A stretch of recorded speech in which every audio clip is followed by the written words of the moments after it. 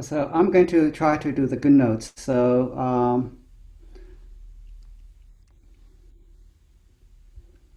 okay, so let me now share it.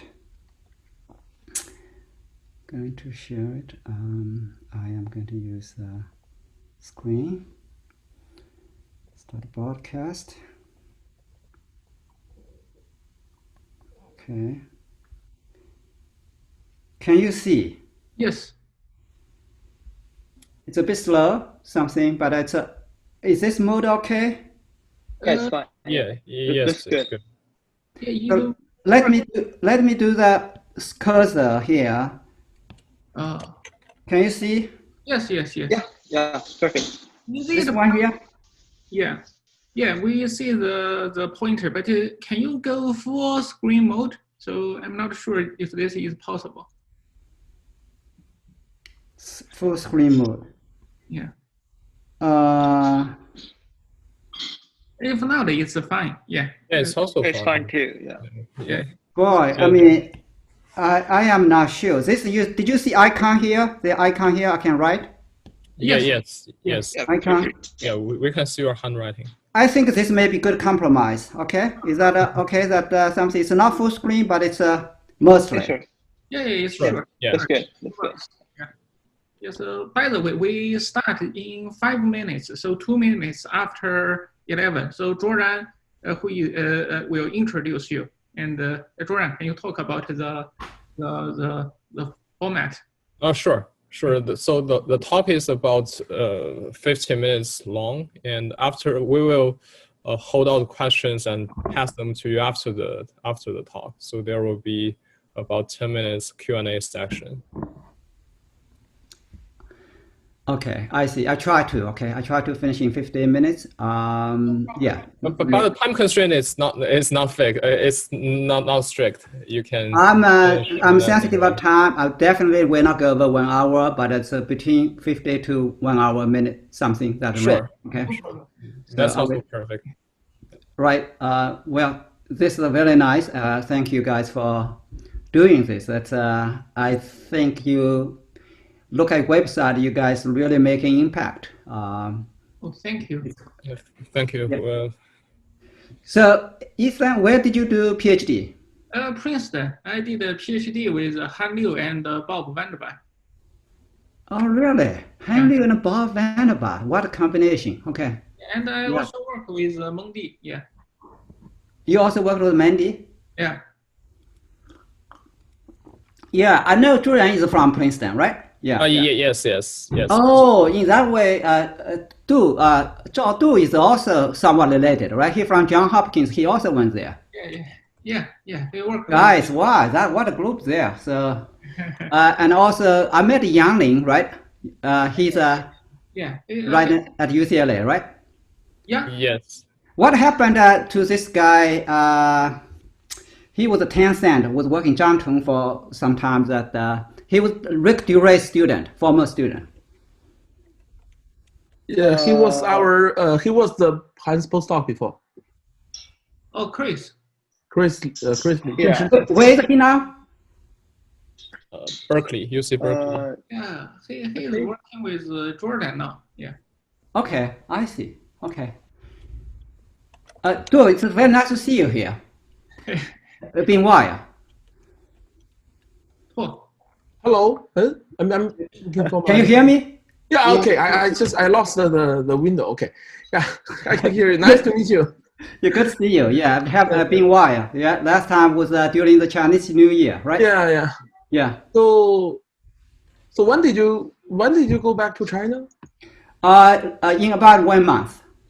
I had a horrible accident. I had a bicycle accident in Atlanta, and I did a surgery, everything. So I'm in the process of recovering. So Sorry to hear that. Right. So I think it's I recovered very well. The surgery is now 6 weeks ago. So now my hand can move around. I try to now doing a lot of physical therapy now. So Ethan, I mentioned that you feel free to record it, right? You know that? Yes, yeah. You told me, yeah. Yeah, okay.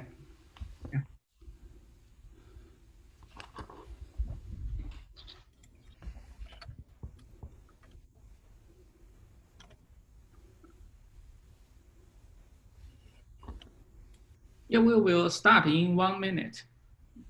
Okay. So this is maybe the full screen.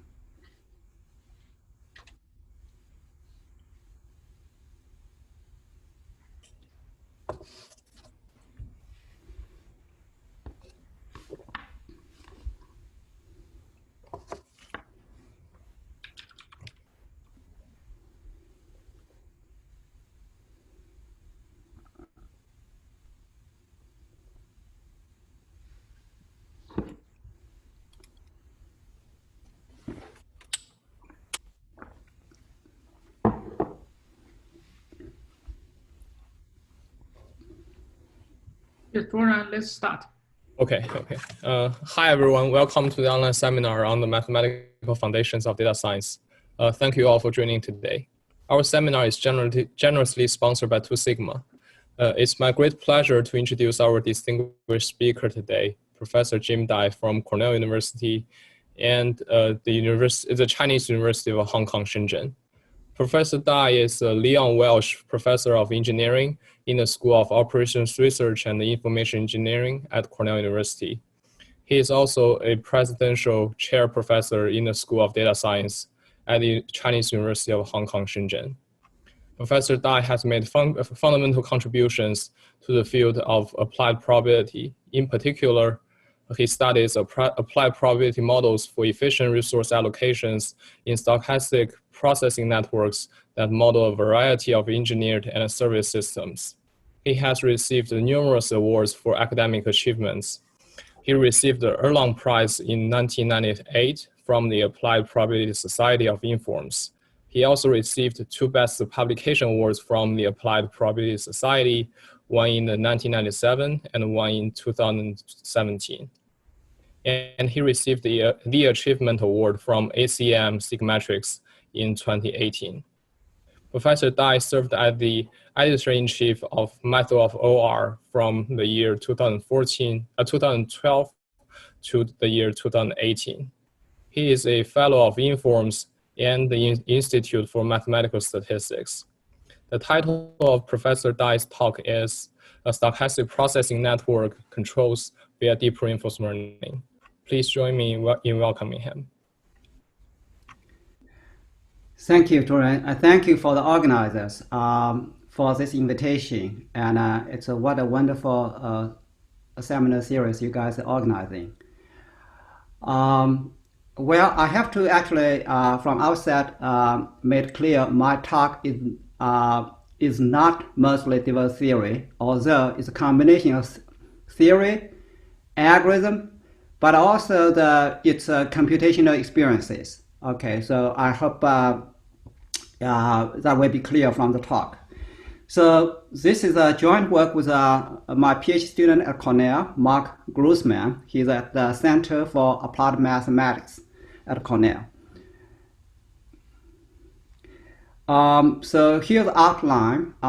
So I'm going to touch on these 5 topics. I started with give you examples to illustrate what this model class is, so-called stochastic processing networks, or SPNs. And then I'm going to relate this class of stochastic control problem with reinforcement learning algorithm by emphasizing the challenges and also provide some key insights what we have learned even before describing the algorithms. So then the bulk of this talk is focused on PPO reinforcement learning algorithm, and talk about variance reduction method and a numerical example. Okay, so the paper is available on arXiv. This talk is based on this paper. So here is maybe one of the simplest queuing network examples, and that's also a special example of a stochastic processing network. So what's on this slide are these 2 circles represent 2 servers. Server 1 And so let me see if I can. Yes, server 1 and server 2 here. In front of each server, there are buffers. Buffer is waiting for or holding for jobs or customer or messages to be processed. So the buffers. And server can only serve one job. I use a job, generic term job or task. Serving one job at a time, each server. So I have here I have two arrival streams. The one is a vertical one, class 3 arrival. If after being processed at server 1, then it leaves the system.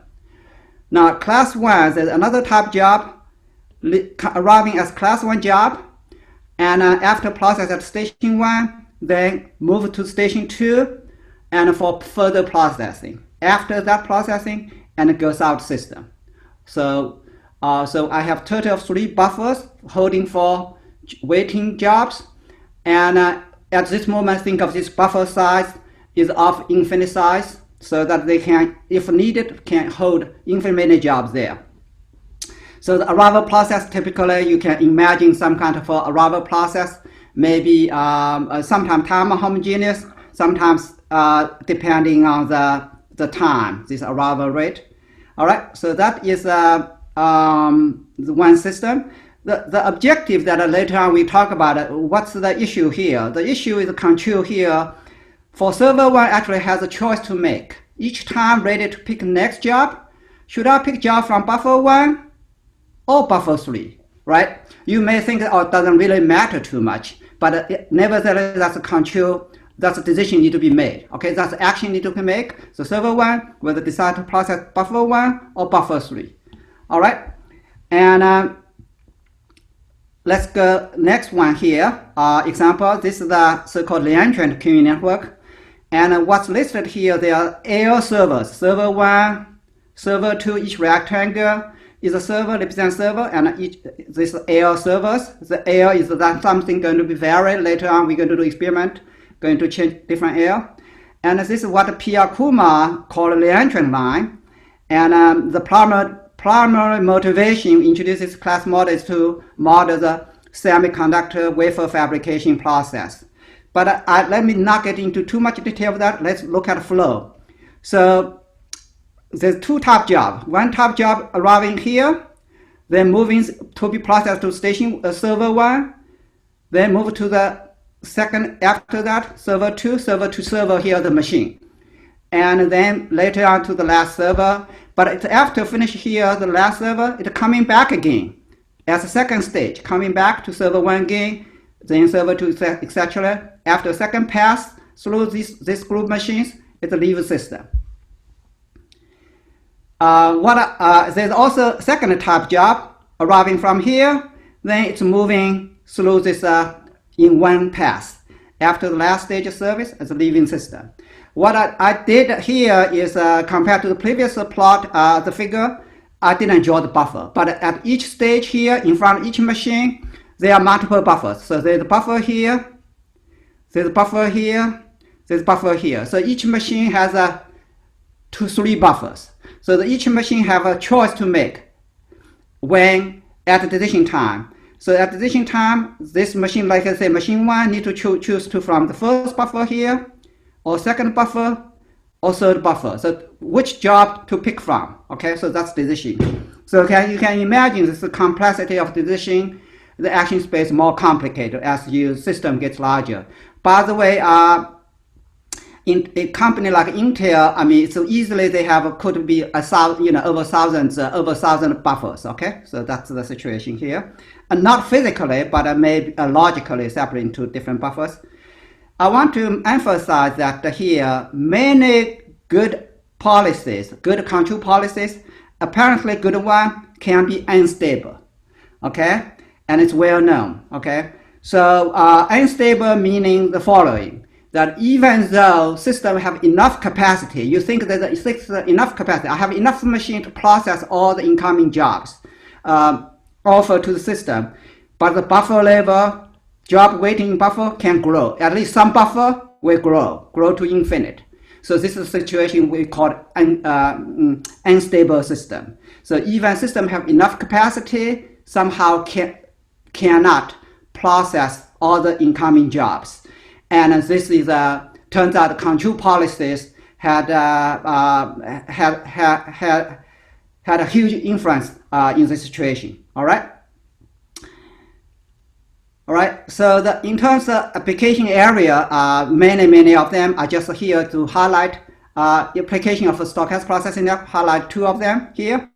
One is the data center. Here is a keyword. Here the data intensive server farm. So what you hear, the resource here are server types.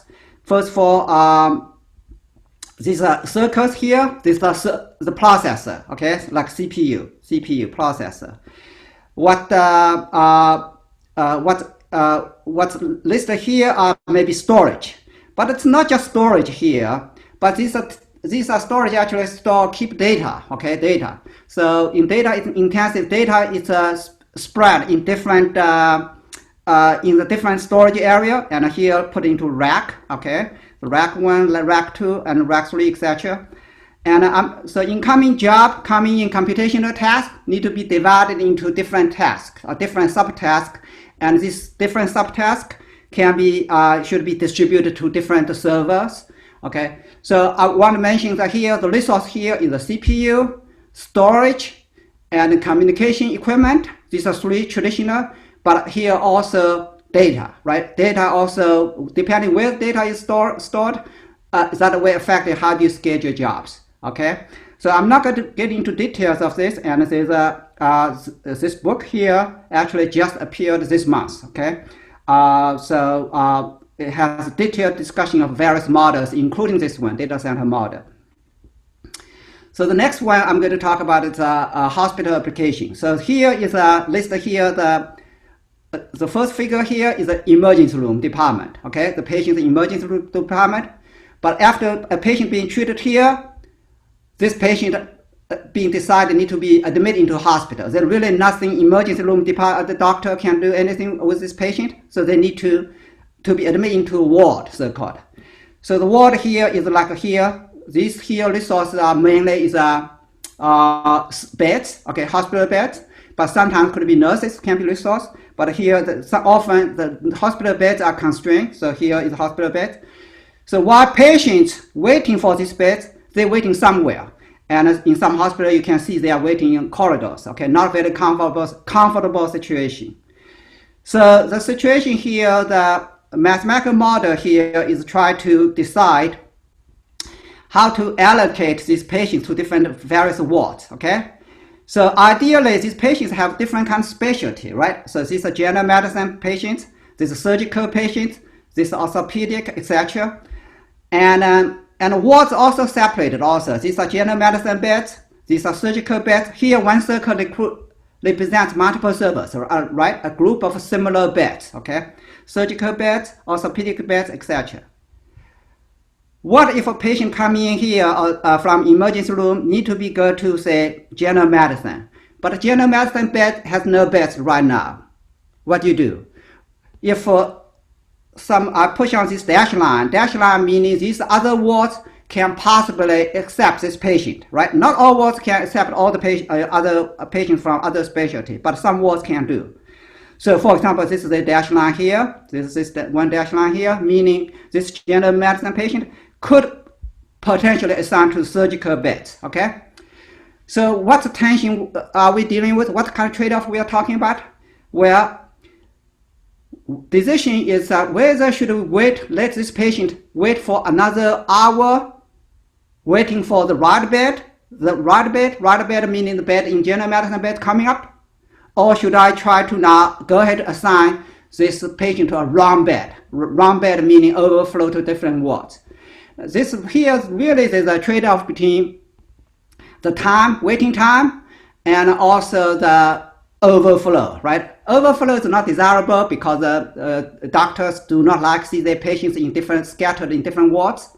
Also, the nurses are often is highly specialized trained, so the surgical the nurses may not be best equipped or best trained to take care of patients in in some other area. So that's bad. The overflow is bad. But waiting time is also bad. For example, in Singapore, the Ministry of Health each week update on their website on different hospitals what's waiting time to get a bed. Okay, so you see, if you're CEO of a hospital, you have pressure to improve this in this dimension. So there's a trade-off there. So there's a paper.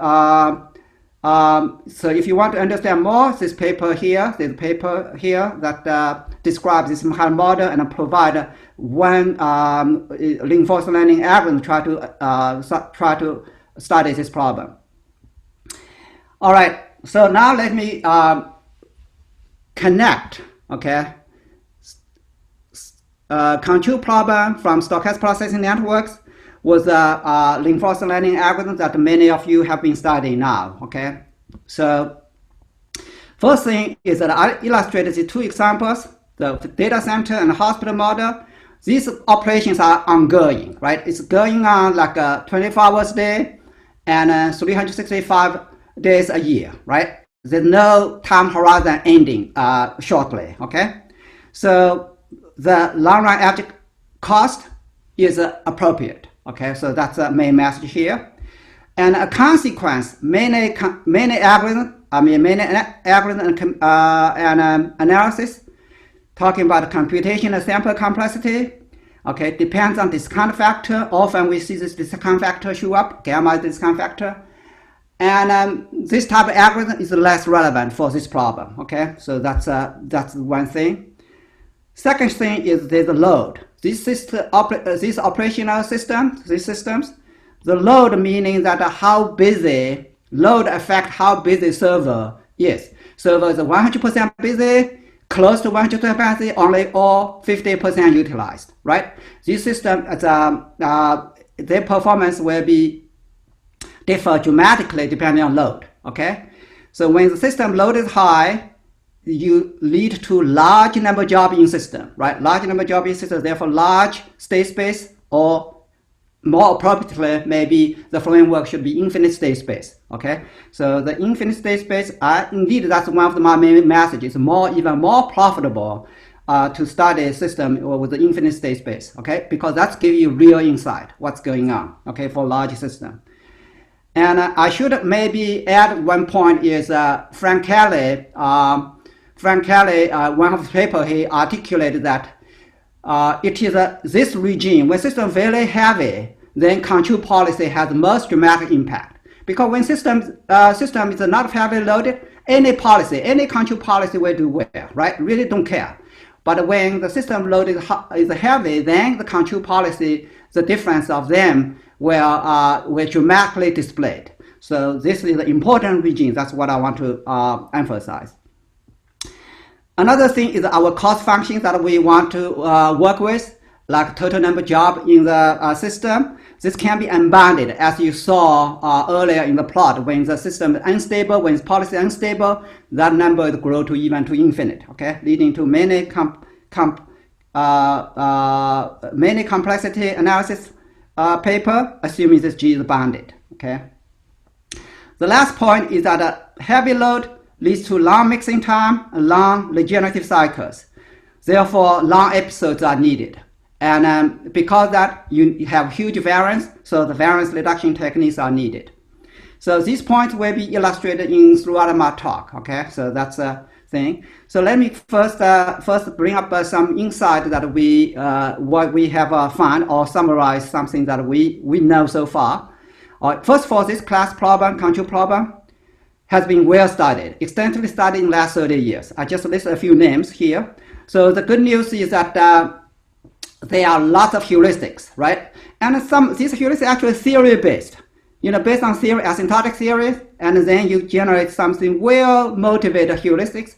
So I want to say this heuristic is actually very difficult to beat, okay? If you design new algorithm, try to beat this, it's not easy, okay? So that's one thing. So this will potentially provide a new class of test beds for you to test reinforcement learning algorithms. These are challenging problems, and it's well documented, okay?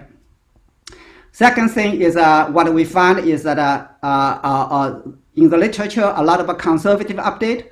So this is actually that's the focus of today's talk. So conservative updates guarantee monitoring improvement leading to PPO algorithm. I mean, that's something in the well studied in literature. What I want to add is that this Lyapunov function theory that I'm going to bring up today, these are developed by Sharma, Meyer, and Tweedy. This is an important tool to justify PPO algorithm for long-run edge cost problems with infinite state space and unbounded one-step cost. So in other words, this Lyapunov functions theory is a right language, right tool to address infinite state space and this unbounded cost function, etc. Right? So all right. Third thing is regenerative simulation and two variance reduction techniques are critical to beat the state-of-art heuristics. Okay, so that's what we found. And the latter two, the variance reduction method, I think we got get into more detail later. Is one is discounting, another one is a control variance. Okay. The last one is that our PPO algorithm it follows the actor critical framework. So it's namely policy optimization with value function approximation. What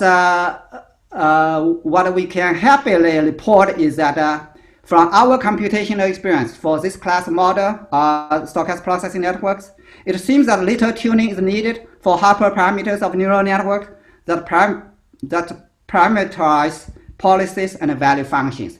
And this, I trust this is actually a piece of good news. Okay, often this can be difficult. So let me now get into the algorithm discussion, or maybe let me first state the general theory. This is I'm going to go over this quickly because these are standard notation here. So we have MDP, possibly uncountable state space. So let me just focus on countable state space, and a transition function here, and the cost is the supposed non-negative one-step cost.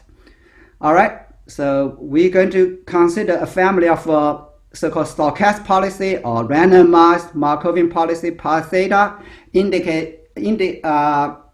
indexed by some parameter theta. This theta is going to be actually what we're going to do is the weight of the neural network. Okay, so that's theta. So fixed theta under this policy pi theta, the transition matrix is given by this, okay, p theta. So this is a Markov chain with this transition matrix p theta. So this is also standard. We assume this Markov chain is irreducible, aperiodic. I said this last point, that whether it's aperiodic or not, this is not essential. I just put it there so make easy discussion. Irreducibility is assumed here, okay?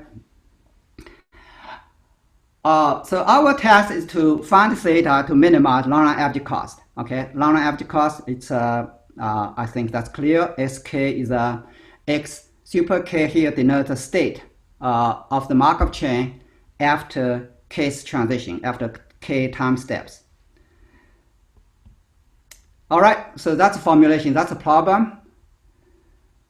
So for this long-run average cost problem, so we assume that under policy, assume a Markov chain. So given theta, policy pi theta, we have a Markov chain. We assume this Markov chain has a station distribution. Because the irreducibility, station distribution must be unique. So we're going to use mu to be the station distribution. In this case, long-run average cost simply equal to this summation, right? Summation of weighted by station distribution, and this is cost vector g. All right, so that's long-run average cost. Related to that, we have an equation so-called Poisson equation. So the Poisson equation is a function called h. Need to be solved, satisfy this. Okay, satisfy that. We assume this Poisson equation has a solution h. Okay, so here I keep saying assume. Okay, so that's for the moment. So this Poisson equation, the easiest way to think for you to think about for discount setting, this is just Bellman equation. Okay, Bellman equation. So this is the Poisson equation here. And once you have a Poisson equation solution h, I can define this so-called advantage function. And that's also a familiar term. This first term here, first part, let me see if I can. This is just q. Okay, this is the q function familiarly, q minus value function. That is the advanced functions that's familiar with. Okay, so what I want to say is that if state space is finite, then these burst assumptions actually are satisfied. Okay, burst assumptions are satisfied. We come back to this infinite state space shortly.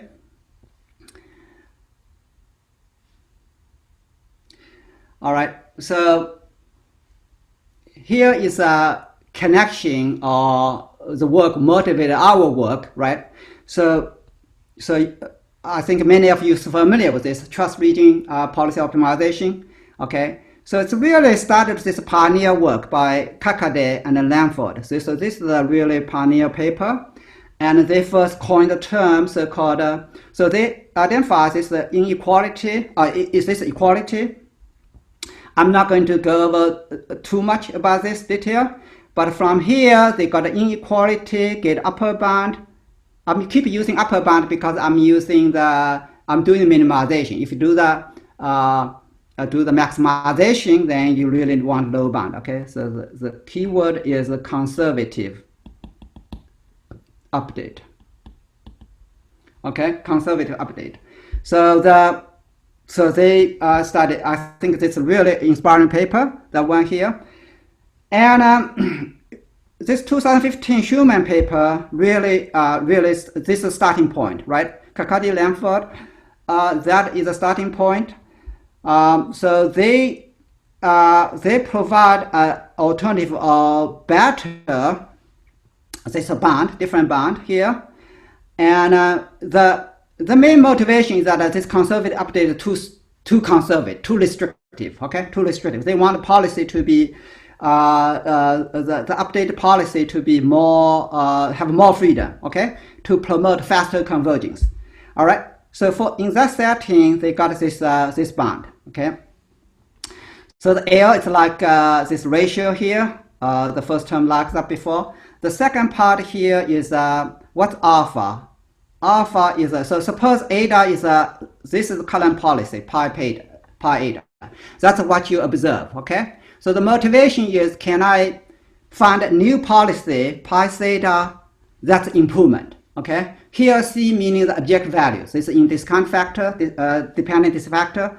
So this total value here, and you want to find a new policy is to be improvement, and so they get upper bound is this here. What I want to say here is that this coefficient here can be very large if gamma close to 1, right? We know the long run average cost problem. It can be approximated by the discount problem if a gamma is very close to 1. But if a gamma close to 1, this factor is a huge factor, and when you do this optimization on the minimization on the right hand side, this thing, because this coefficient is huge, so you force your alpha has to be small. Force your alpha to have to be small, meaning that these two policies have to be very close, extremely close, which means your update will be very, very conservative, maybe even more conservative than the previous paper here. Okay, so that's the logic. The other thing is I want to point out here, this epsilon here, it's involving all the states and states and action space here. Okay, so in our case, if a value function G is unbounded one step, then this one has a problem. Okay, this one has a problem. So there are two sources here. One is discount factor is bad, and another thing is the state space infinite is bad here. Nevertheless, okay, this paper they are not going to optimize this surrogate function on the right, because this is too lousy surrogate function. What instead they say, aha, how about optimize minimize first term, but subject second term to be small, alpha to be small enough, and the alpha actually can be also further can be relaxed by the KL distance. And in this case, small enough meaning less than delta, where delta is the hyperparameter to be searched for. So that turns out this trust region algorithm turns out very powerful and leads to many good results. All right. And here from total variation to KL distance is mainly for computational advantage. Okay. So what if state space is infinite? Okay. how do you extend that? So we need a language. Okay, turns out here, as earlier I said, the Lyapunov function is the right one. First, I define drift condition. All right, the drift condition here is that this satisfies this one here. I don't have time to explain too much here. So B has to be strictly less than 1. Okay, B is strictly less than 1. If you are familiar with the so-called Forster-Lyapunov criteria, this indeed is actually stronger than Forster-Lyapunov criteria. This, okay. So assuming under policy, policy pi eta, and you have this Markov chain, satisfies this drift condition with a Lyapunov function V bigger than 1, then this Markov chain has unique state distribution. Okay, so that's first thing, good news. Indeed, actually, as I mentioned, it's stronger. Stronger means that actually converge. Markov chain converge to state distribution geometrically fast. Okay, geometrically fast. So it's good news. Okay. Now I should say geometrically converges, but it's also very much depending on this gap B. How is this B close to 1? If B close to 1, then the converges slower. Okay. And this B will very much depend on load condition of system. Your load will depend on B here, okay? And furthermore, the Poisson equation I mentioned earlier has a fundamental solution. It's given by this, okay? So this is the cost at step K minus average cost. You just cumulate this average cost, accumulate that, expect accumulate the entire time horizon. Then this function here, H, will depend on initial state, and this H is a solution to the Poisson equation. Sometimes also called bias. Okay, Martin Putman calls this function bias. For us, actually, I'm fine if you call it value function to be easier, but with the right interpretation here. Okay, so the H is a solution to Poisson equation. We also call it value function. All right, this theory is developed by Mann and Tweedy. It's now being around Y, and their book is a base source to study this theory. Okay. So some notation I'm even going to skip. Okay, so some norm introduced. Okay, because infinite state space. So here is a long-run edge version of the Kirkcaldy-Lamford lemma. Okay, so we're going to compare the cost. Okay, long-run average cost of two policies. This one is, as I said here, this one is existing policy. I want to find a new policy theta so that this one is a cost even lower. Okay, I want this difference on the left side to be negative. So this is the same thing as a identical expression like in their paper, except in the long-run average cost one. So the conclusion here, first assumption is that under current policy, I need to have a Lyapunov function, okay, satisfy drift condition. And also that this G state-dependent, this one-step cost function, is Y is not bounded, but it should be bounded by this Lyapunov function. Okay, so that's assumption. Okay, now that's reasonable indeed. Many systems that we study here these are satisfied. So if this now we have a new policy theta, this new policy. If this new policy and a previous policy pi eta are close enough meaning this. Okay, meaning this here, d less than 1. Okay, enough. If they're close enough, then this new policy is a still good, stable policy. It has state distribution. Remember that under some policies, indeed, what we find that if we use a neural network, randomly choose weight to generate a policy, the policy can easily to be unstable. But here is that if you follow this starting from stable policy p eta and follow this way to update, if the new policy satisfies this condition here less than 1, then this new policy continue to be stable. Okay, so if you do not move too far away, you still stay with a stable policy. And this so this decomposition still hold. Okay, similar, almost identical to their paper. All right. Now let's look at the gamma discount factor. Here there's no discount, right? So we need to get some bound here.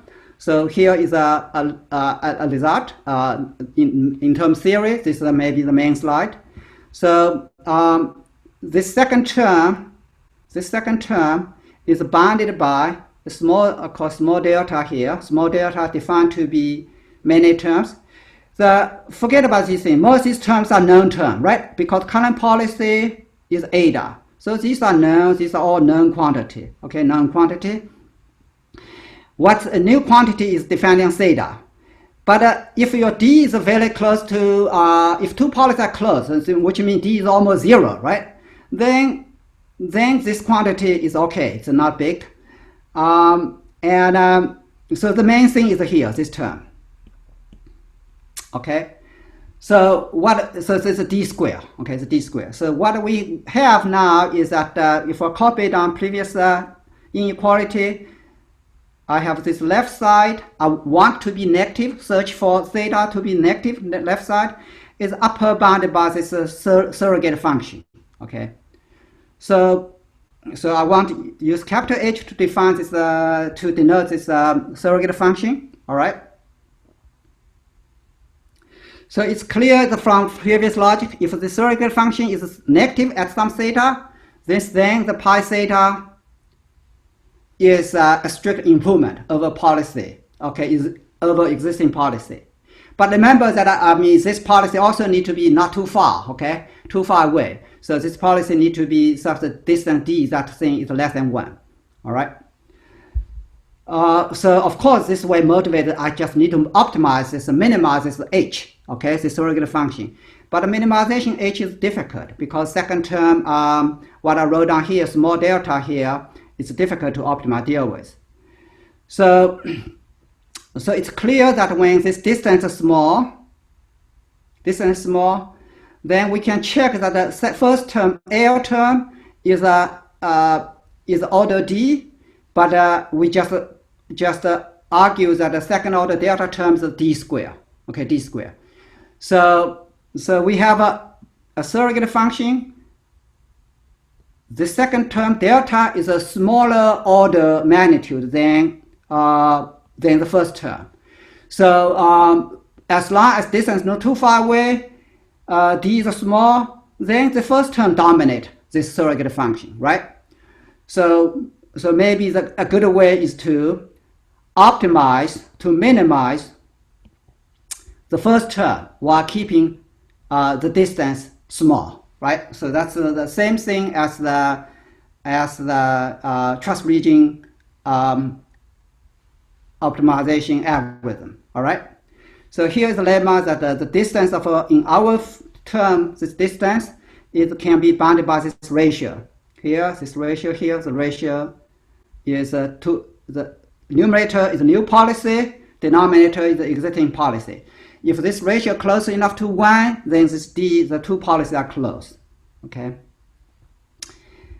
So here is really the takeaway, the slides at in case you are not familiar with the Schumann paper, but this is really following their heuristic. So our original setting in the previous slides is we want to try to minimize this. The first term, while keeping the second term, while keeping the distance small. Okay. The previous lemma says that the distance small if the ratio close enough to 1. Okay.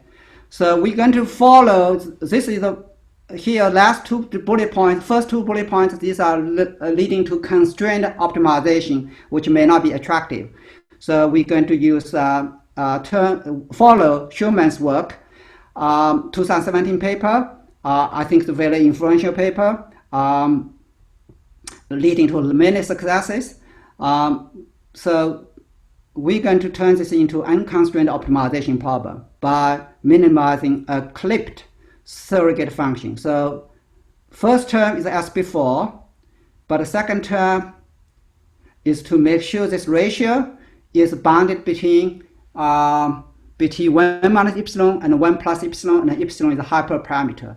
So by changing this epsilon hyperparameter is try to make sure the ratio close close to enough one, close to one, and therefore keep this d distance to be small, right? So that's a heuristic. So this leads to algorithm. I'm not going to formally write down. So you start with column policy, eta, pi eta, and solve this optimization problem to get to get theta star. Solve this optimization problem. This theta star become new eta. Then you solve a new next optimization problem, etc. Right? So how do you solve this optimization problem? We're going to use Markov chain Monte Carlo, right? Using the Markov chain to sample from Markov chain to approximate this expected value, right? Expected value regarding from station distribution here, and that is that estimate is as consistent because of strong law of large numbers for Markov chain. So you do take an episode, perhaps long episode, okay, and do the this is the sampled version object value. So in our experiment, we use some TensorFlow add-in algorithm to solve this optimization problem. All right. So in this optimization problem, there's advantage function here. So advantage function involving value function or solution to Poisson equation. How do you estimate that? Well, what we do is, I mean, this is standard. You estimate at select point for this value function. Then for other points, we use the neural network to approximate it. Okay, so this is again standard. I'm not going to talk about that. What I'm going to talk about, how do you estimate this Monte Carlo method estimate at select point, estimate this value function. So this is a really important part of discussion. This is called this topic, variance reduction. Many studies on this topic. So variance reduction. So in our case is that we adopt these three methods. Okay, none of this is actually new in isolation, right? We are basically piecing together what's known already in the literature. Okay, so regenerative simulation, for example, Don Agarhart, Peter Glynn, many others have been done for their career. Develop a well-developed theory for regenerative simulation. Second thing is discounting, okay? So I'm going to use the discounting here. The third thing is the approximate Martingale process, okay? As control variate, AMP, control variate. And this is promoted by Henderson and Glynn, okay? So these are three methods for our value we employed for variance reduction. So before I get into detail of that, let me show you some our numerical experiment, okay? So I want to show you some effects of various these variance reduction techniques. Okay, so I'm going to talk about in this example that the system is 90% loaded, meaning that server 1, server 2, both are 90% loaded, and system can be quite state space can be it's sizable. Okay, sizable. But because system is small system, so it's still manageable. Manageable meaning that it's possible to find even optimal policy in this case by truncation. All right. So so what's here is that the optimal one, because I said this one is possible to find right on the optimal one. The total number of jobs in system on average is about slightly above 16 or 15. Okay, so this one here. Okay, above 16. And robust fluid policy, this red one here, IP, I'm going to talk more about that later. Okay, this is something developed by Bertimas group, Dimitri Bertimas group, okay, in 2015. So this is one, their policy is quite good perform. And here is a PPO algorithm, okay. So you see that it's very disappointing. The PPO algorithm actually cannot, right? There's a gap here, all right.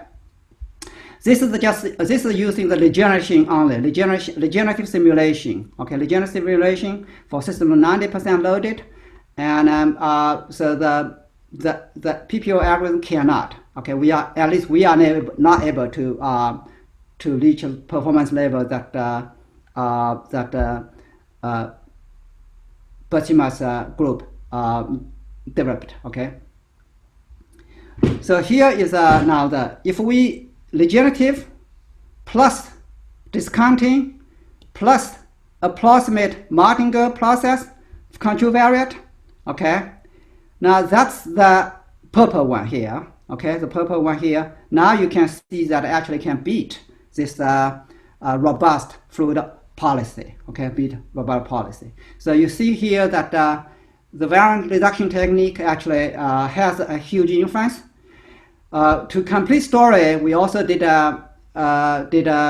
some experiment. So regeneration, okay, regeneration simulation plus one meaning just discount, but not the Martingale approximate Martingale process, okay? Or regeneration, just approximate Martingale, no discount, okay?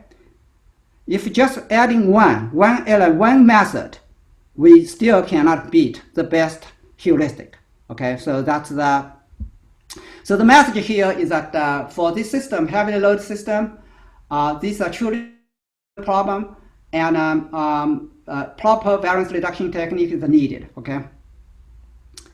So in the interest of time, I'm going to I need to speed up. Okay, so let's see. So first of all, the general simulation, as I said, it's well known. Okay, widely studied. So what you do is to pick a reference state. Okay, reference state, any recurrent state, and sigma x star meaning that the first time for the Markov chain to reach this state. So this state is going to be regeneration. Once you visit this state x star, system will start again. Now for final episode problem, that's easy. That's really clear, right? For AlphaGo 0, if game ends, that's end. The regeneration start next game, right? Start next game. So here the regeneration here is one cycle from one cycle starting from x star coming back to x star. That's one cycle, right? For long average cost problem, the cycle is really it's a major story, right? So indeed, you can estimate the value function through using the cycles, okay? And instead of fundamental solution, you need to sort of simulate infinite long. Here you can simulate finite length and get consistent estimate or unbiased estimate. Okay, so this one here. So the naive or standard regenerative estimation is based on 5. That's what I'm talking about, 5. Okay. Now, however, when the cycle length is long, then this estimation, this 5, has huge variance. Okay, long y, long. For example, if you know what m1 is, you probably know this notation what I'm talking about. If a server utilization for single server system m1, if utilization is less than 1, then as utilization approach to 100%, then this average cycle length is going to be 1/1 minus rho. So in other words, cycle length blow up as system load gets higher and higher. Server gets busier and busier. Then it's the cycle length longer and longer, and this way creates huge variance in the variance estimation on the previous slide. So instead that it was suggested, observed already by Marbeck, Tsitsiklis, and other papers for long average cost problem, it's beneficial to introduce a discount. So really here, introduce a discount. The original problem is long average cost problem, but discount still being introduced. It's here mainly as a variance reduction technique here. So this one, introduce discount. We, instead of estimate previous age, you estimate this value function for discount one version. And this discount, of course, you introduce a bias, but this one will have a much smaller variance, okay? I have to say that this not much analysis has been done, at least I'm, as far as I'm concerned, okay? So this one here, that's a V, okay? There. And it turns out that we can also have an interpretation of this discount. Discount really is make the regeneration faster. Okay, you can still think of a long-run average cost problem, change a new average cost problem, but force more regeneration. That's the role of a discounting play. The last point is that when do the estimation, okay, use discount version estimation, adding control variate. This part, which control variate to use? Well, if we assume that we know the current value function already have good approximation called zeta, okay? If you have a already value function already known approximately equal, doesn't have to be exact, the zeta, then you should utilize the zeta so that add this part as control, so that entire term we have less variance. And this is something that I don't have time get into details. But in our case, in the reinforcement learning setting, that because we're doing iteration, we can use the previous version, previous policy's value function as theta for the current one, current policy, right? Because you expect the policy changes slowly, so that the previous policy's value function you already computed, maybe that's good, somewhat approximation to the current value function. That's the thing to help reduce the variance in the current estimation. Okay. So that's that. Okay. So I'm going to skip the algorithm. Let me display the numerical results. So this is the so-called extended 6-class network, and this reentry line here. So here L going to be vary. We're going to change L here. So for example, L equal to 7, then there will be 21 buffers. Okay, 21 buffers. So each buffer holds say 100 jobs there. I mean that's 100 to the 21 power, right? That's a huge number. State space, we just I don't know how to. There's no point to compute how big that state space is. Okay, so so what we plotted here is okay, in this table is that you see this last column is our PPO algorithm plus all 3 variance reduction technique. Okay, putting them together. That's the last column. Second last column is a robust fluid policies. These are the state of art. Okay, in this paper, Bachimas here, this paper, first paper here, 2015 paper. And fluid policies started earlier, also Avran and Bachimas and Ricard here, fluid policy. So you see that it's dominating this the current this PPO algorithm works well. So I think this message, the slides I want to emphasize is that I hope that people can use their best reinforcement learning algorithms to test on this class of problems. Okay, so these are difficult, I believe, difficult control problems, and if you have good algorithm, it's worthwhile to test on this class of problem. In terms of finally, there's one more example is this N model, and want to show this because our policy is indexed by the weight of neural network. See through these neural networks, what can policy look like? Optimal policy. So I want to use this N model to illustrate that. So here the only decision is server 2, whether pick job from buffer 1 or buffer 2. Okay, pick from buffer 1 is actually slow. Buffer 2 take 2 minutes. Working on buffer 2 job is take 1 minute. Okay, so it's not efficient for server 2 to help server 1 to process job in buffer 1. But server 1 have too much work. Buffer 1 have too much work. You have to go there to help. Okay, so one possibility is always help. Always help. First S2 server 2 always serve help first buffer first. Okay, give priority to buffer 1, then work on buffer 2. Turns out that greedy policy is helping too much. It leads to unstable situation. The buffer 2 will blow up. Okay, so a proper way maybe is adding a threshold value here. So adding a threshold. Let me explain. So adding threshold value t. Okay, in our case t at 11. So if this buffer 1, if x2 is not x2, x1, buffer 1 bigger than 11. Oh, buffer 1 has too many jobs there, then server 2 go help. Otherwise, server 2, don't bother, just working on buffer 2. All right, that's we call the threshold policy.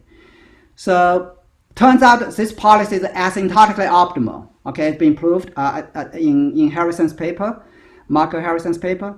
So so what we have is that here is let me see if so this is optimal policy. Okay, optimal policy. This is threshold policy. That's threshold at 11. Okay, threshold policy. So threshold policy, you can see optimal policy is almost like a threshold policy, but except here there's a missing here. There's something not quite right. Okay, so what other plot here, other panel represents the policy during different stages of our training. Okay, so after one iteration, this is our policy. Our policy is randomized. Okay, randomized policy. So at each state here, the x-axis is job in class 1, y-axis is job in class 2, okay? So you need to make decision what to do, okay? So after 50 iteration, after 100 iteration, after 150, so this last 200, so you see this, our policy is here after 200 iteration or even after 100 iteration is almost like optimal policy, right? That's something that that's this policy optimization does for us, okay? So here is a look at performance that actually does converge to, in terms of average value, cost, it's converged to the optimal cost.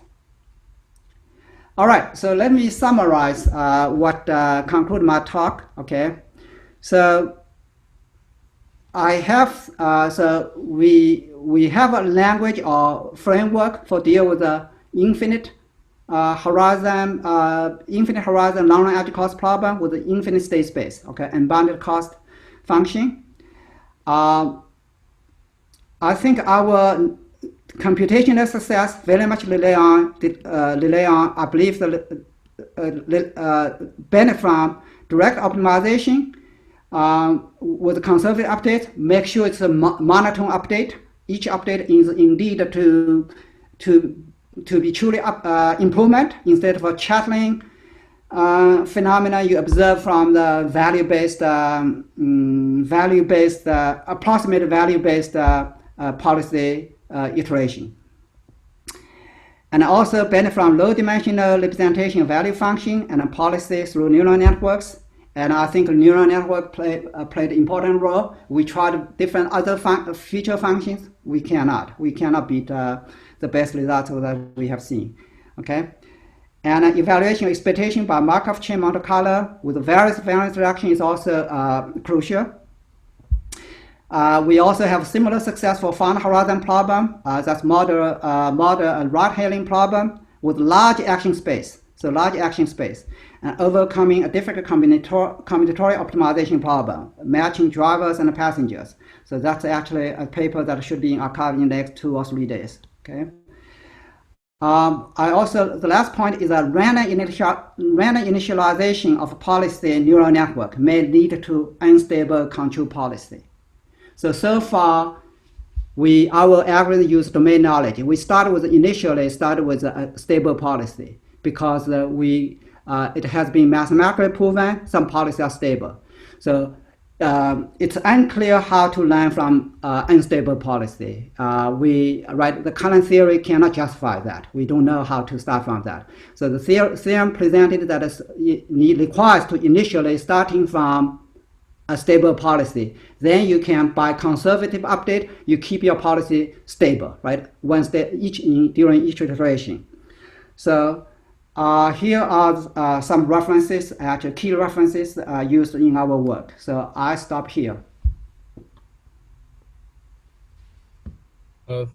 Thank you, Professor Dai, for the great talk. And as for the questions, the first question is about does the result hold for average reward loss system where the system is always stable? Here it seems that you assume the system might not be stable and use a Lyapunov function to ensure stability. Okay, I didn't miss the first part of the question. What's the question again? So the question is it possible to directly apply your method to a system, average reward system, where the stability is always ensured? It's yeah, automatically definitely. satisfied. Definitely. I think that I think the key thing here, the message here is right. If we use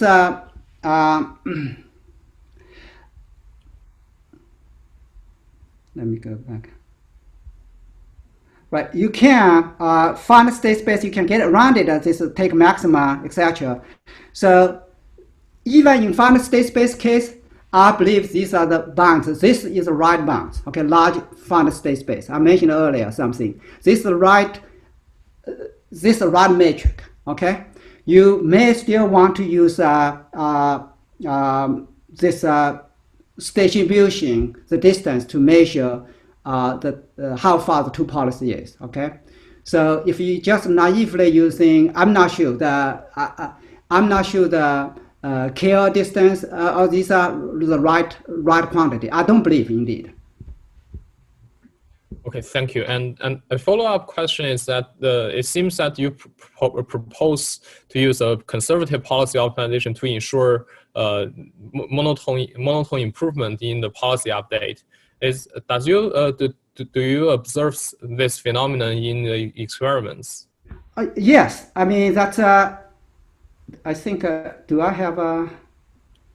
Okay, this one here. I think this one here is a. This noise here seems to not improve, right? There's a non-monotone is from the variance, right? It's from variance because we are solving a sampled version of that optimization problem. If you truly can get the value function, advantage function, you already know there's no noise there, and the sample large enough, it's mono. Theory suggests it is. And let me just show you. Do I have more here?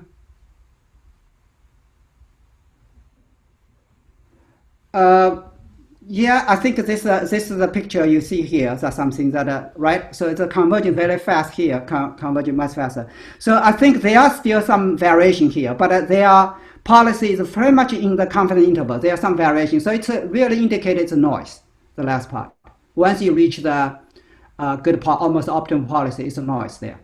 You cannot improve further much, right? From here, I mean, according to the, not much room to improve anymore, right? So everything noise will dominate here. Yeah. Thank you. And another question is regarding the variance reduction technique.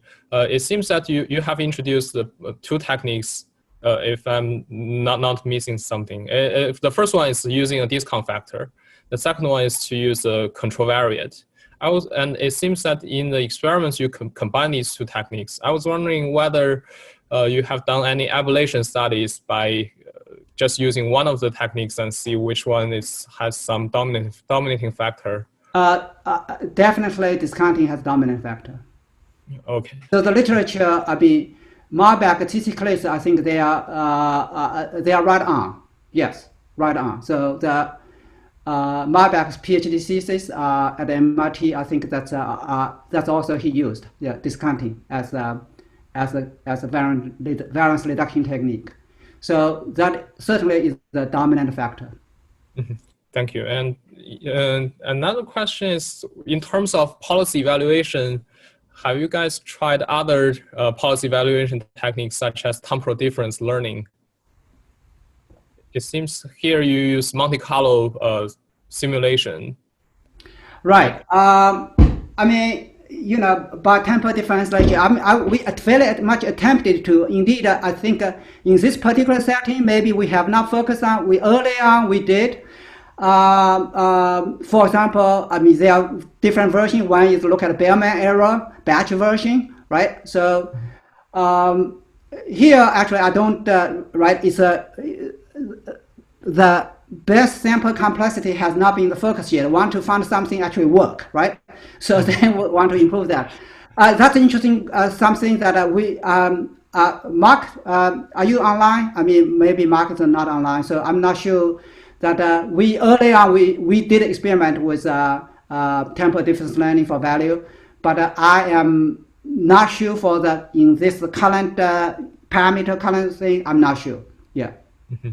Thank you. And Another question is, so here in the most of the existing empirical study of deep reinforcement focus on the say games, and they use visual input as the images as the input of the neural network. And here it seems that the state which is input of the neural network is the system of the queuing network, which is discrete and countable. I was wondering, in the network architecture, do you have a special architecture to make it work, to cater to this specific input? Very good question. So our input is a queue size, right? The main thing is a queue size in various buffers. Okay, that's a system state. We use essentially naive. Okay, so feed forward network, 4 layers. And I mentioned earlier, the inside there, we actually did once we have a general way, say heuristic, what's how many neurons in the first layer, right?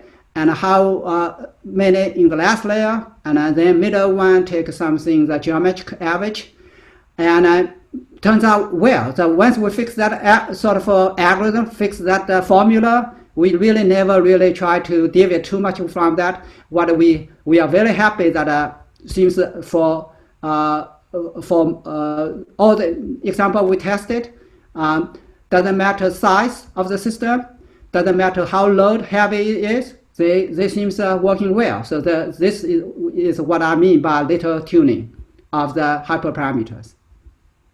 Thank you. That's very impressive.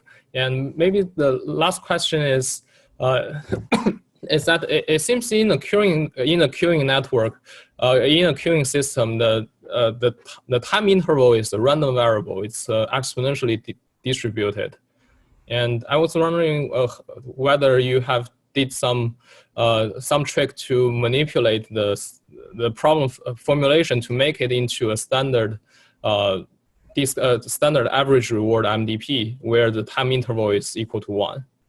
Right. This actually is in the paper. It's detailed that we try to do careful job, but it's also standard. This is called in Markov chain theory. There's a uniformization, right? Uniformization. So that so if you truly believe your problem, right, your decision problem is a continuous time, right? There, if under the exponential distribution, or even so-called semi-Markov, okay, I don't want to get into too much of that. That can be, it's quite standard, can be turned into a discrete time control problem, all right? So something.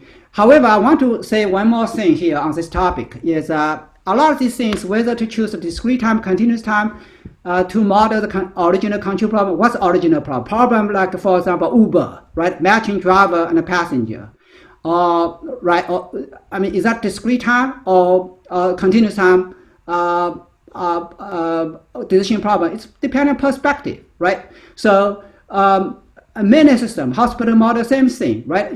Decision also, there's a time scale they're involved there. So there you do not make decision at every millisecond, right? But you are really batching, right? You wait for a few minutes, a bucket to make a decision. And that's what I believe that Uber or Didi has been doing. And so in that case, naturally, the original problem can formulate it into a discrete control problem. So whether the problem to formulation is continuous or discrete, that's part of its art. It's up to a modeler's choice. Whichever one can be better, get a better policy, better efficient algorithm, I think one should adopt that. Mm-hmm.